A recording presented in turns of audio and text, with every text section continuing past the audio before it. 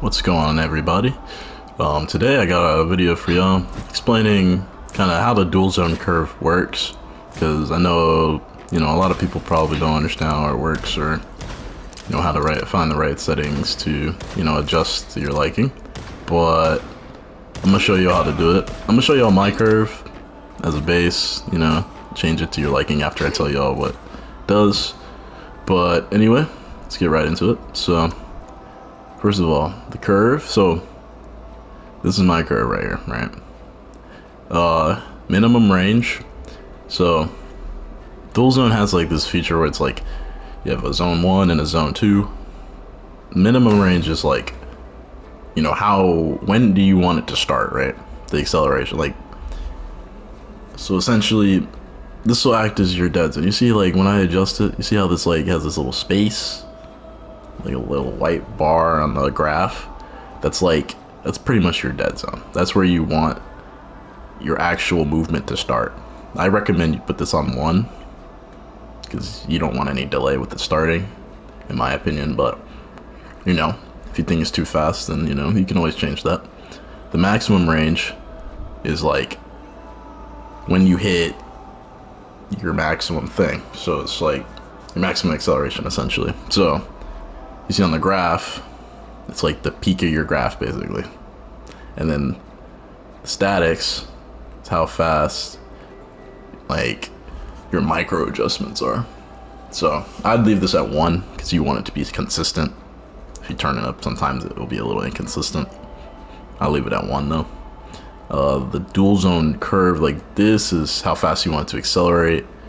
I keep it at 75, but it could be different for you. Maybe you want to turn it up or down if it's accelerating too fast. But for example, like I'll put it in a range so y'all can see. Yeah, I'm gonna have them fixed so you can just see. But the micro adjustment portion, so y'all see. So basically, like, say I have, since I'm running this, right? Say I put it on 2. It's gonna feel a lot more responsive. Like, if you ever do it, you'll understand. Like, it'll feel way more responsive. But it also can be too fast, because you see how fast I'm, like, barely moving the stick, and it's accelerating like really fast. Say I put it on like if I put it on 99, right? It's a lot slower, but it feels like you can feel like there's a delay, basically, if you turn it up like that. I wouldn't recommend it, but it could work for you. But I'm always keep mine lower. Keep it around like 9, depending. It depends on how I'm feeling for the day. Sometimes I go down to 2. Sometimes I keep it at 9. It just depends on how I'm feeling. Statics, I would always keep this at 1. Although if you run a higher maximum, I would turn the statics up because it makes it faster.